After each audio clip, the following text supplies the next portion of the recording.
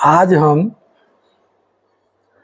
पतंजलि योग के साधन पाद के सूत्र नंबर 19 का व्याख्या करने की कोशिश करूंगा, जो इस प्रकार है। तो सूत्र नंबर 19 है,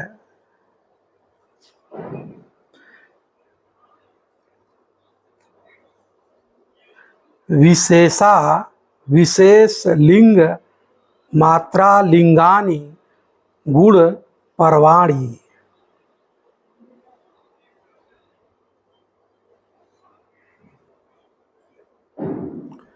तो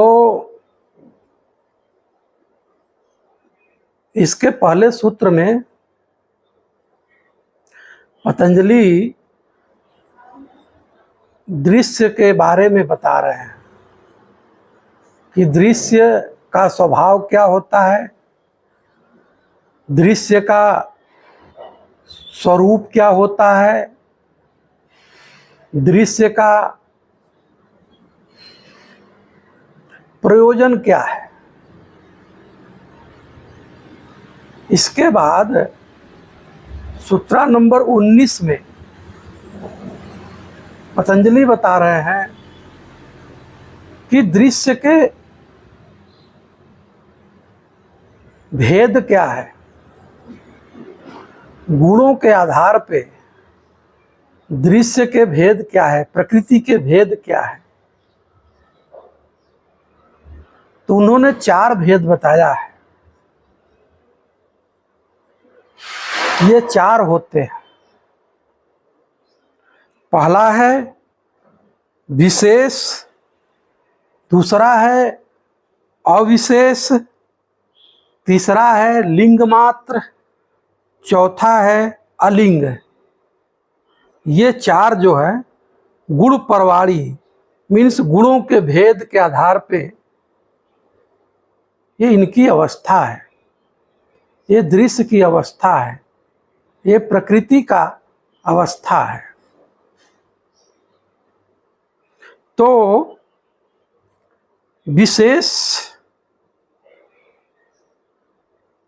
किसे कहते हैं? प्रकृति के जो पहला भेद है उसे विशेष क्यों कहा गया? तो पतंजलि कह रहे हैं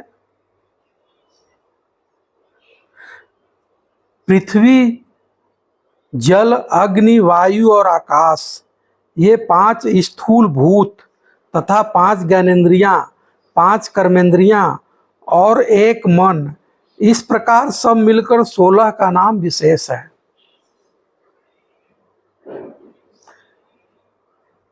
गुणों के विशेष धर्मों की अभिव्यक्ति इन्हीं से होती है, इसलिए इनको विशेष कहते हैं। फिर दूसरा है अविशेष। अविशेष किसको कहते हैं? शब्द,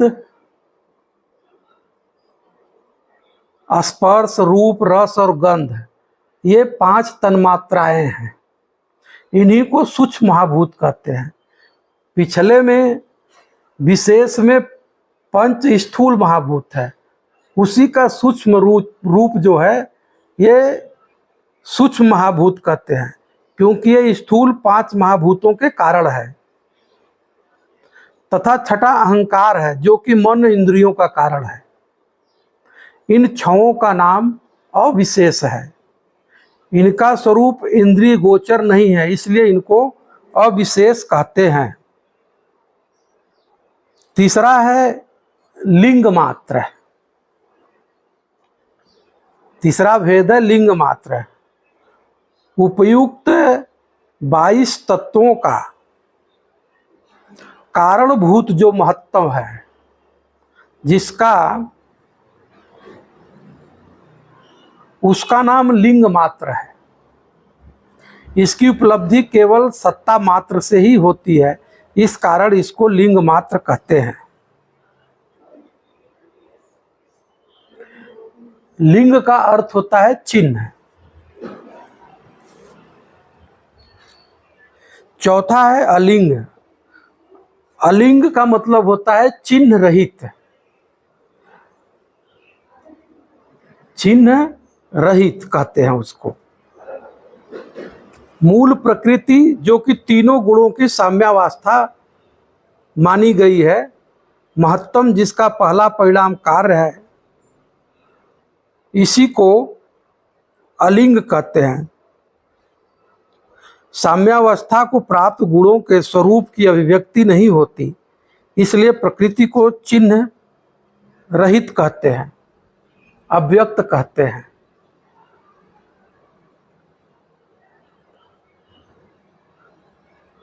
प्रकृति जो साम्यावस्था है, सत रज तम है, इन तीनों गुणों से मिलकर बना हुआ है। इसी साम्यावस्था को हम अलिंग कहते हैं।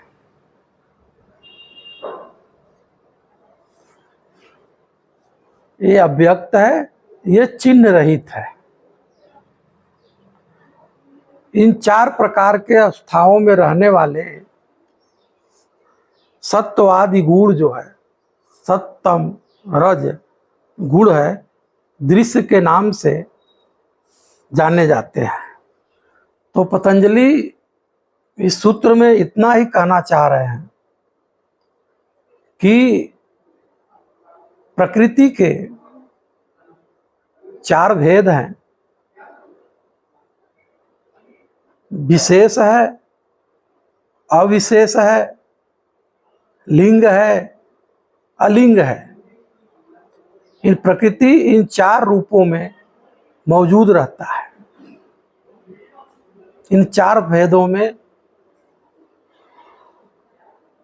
अभिव्यक्त होता है।